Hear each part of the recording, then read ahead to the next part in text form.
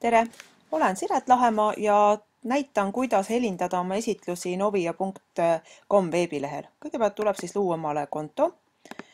Selleks tuleb täita mõni väga lihtne väli, küsitakse vaid teie eesnime, perekonnanime, meiliaadressi, soovitatavat parooli, millist rolli te mängite, näiteks et olete õpetaja, ja siis tuleb arvestada või aktsepteerida veebilehe tingimustega ning create account ning konto ongi loodud. No minul on konto olemas, mina login lihtsalt sisse. Minu avalehelt on siis näha, et mul on praegu üks ettekanne, mis on loodud 6 päeva tagasi. On näha, mitu slaidi ettekandes on ja kui kaua esitlus kestab. Edit nupu peal klõpsates saan ma siis oma esitlust muuta ja vajadusel jagada või kas või kustutada. Aga mina tahan luua siis uut ettekannet. Valin vasakus servast New Presentations, klõpsan nupule ja siin vasakus servas on ka ilus roheline nupp Upload Slides ehk laen siis üles oma ettekande, mida ma helindama hakkan. Nii. Otsin oma esitluse üles ja lisan siis veebilehele. Hetk läheb aega.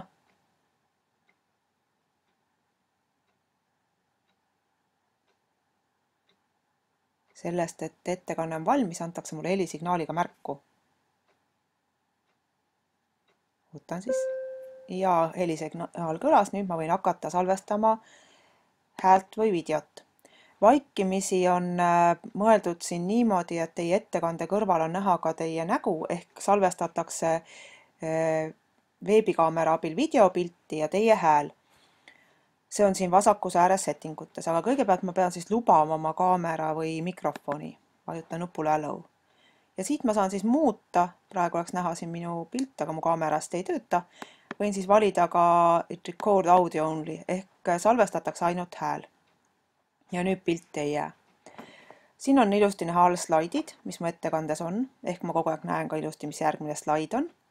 Ja siin iga slaidi kohal on üks väike heledam kastike, see on siis see, mis selle slaidi tekstiga või salvestusega täidetakse.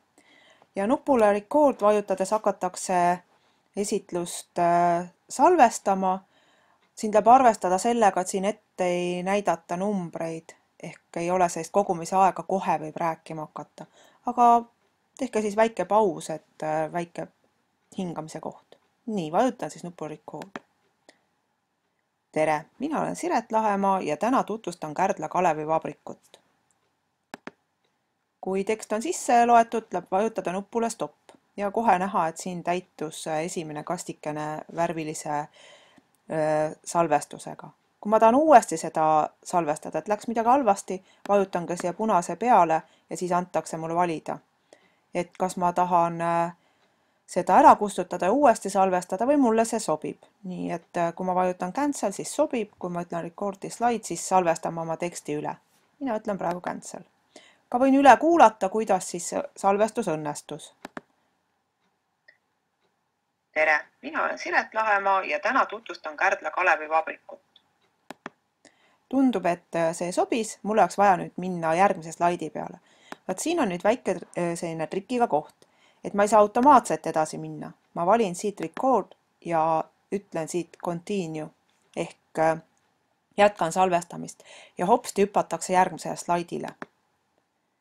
Kalevi ajalugu algab keskaegsel Inglismaal.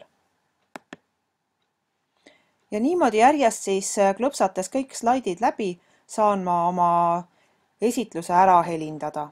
Kui kõik on tehtud, ütlen ma siit alt next step share ehk järgmine samm ja jaga. Kõigepealt panen sellele siis pealkirja. Ja võin siis kirjutada ka väikse kirjelduse, aga mina praegu kirjutama ei hakka. Save and get. Nii. Nüüd on siis järgmine aken, kust ma saan vaadata, kuidas oma esitlust jagada. Vasakus servas on mul võimalik üle kontrollida, et kõik läks täpselt nii nagu pidi ja saan siit ka ühe lingi oma ettekandele. Samuti on vasakus servas ka kood, millega ma saan siis oma ettekande vistutada mõnele veebilehele. Oma esitlust on võimalik saata ka emaili aadressile või siis postitada otse sotsiaalmeediakeskkondades Twitter, Facebook või LinkedIn. Kui ma tahan oma esitlust jagada vaid teatud seltskonnale, siis mul oleks mõttekas teha omale privaatne keskkond. Ja siin on paremas ääres siis Share in Private Spaces. klõpsan siia rohelisele nupule ja on näha, et mul on siin üks privaatne keskkond, mille nimi on õpilased. Kui ma tahan uut luua, siis klõpsan siia nupule New ja panen näiteks siis koolitus selle nimeks ja done. Nii, nüüd tekkis mulle ka siia teine privaatne keskkond ja kui ma tahan esitlust jagada ainult selle keskkonna kaudu, siis ma sikutan selle esitluse vasakut hiireklahvi all hoides sinna kasti. Nüüd on kohe ka näha, et tegu on tumeda tausta peal oleva ettekande. Ja see tume taust annabki siis märku sellest, et tegu on privaatses keskkonnas jagatud ettekandega. Keskkonda saab inimesi kutsuda, kui ma klõpsan nüüd vasakus servas selle keskkonna nime peale ja siin saan siis kutsuda omale kasutajaid vaatama siis neid ettekandeid. Et palutakse saata nendele e-mail ja siis selle kaudu nad saavad siis liituda selle privaatse kohaga. Nii, ja ettekanded on üleval. Pole muud kui jagada neid inimestele, kelle nad mõeldud on ja häid salvestusi.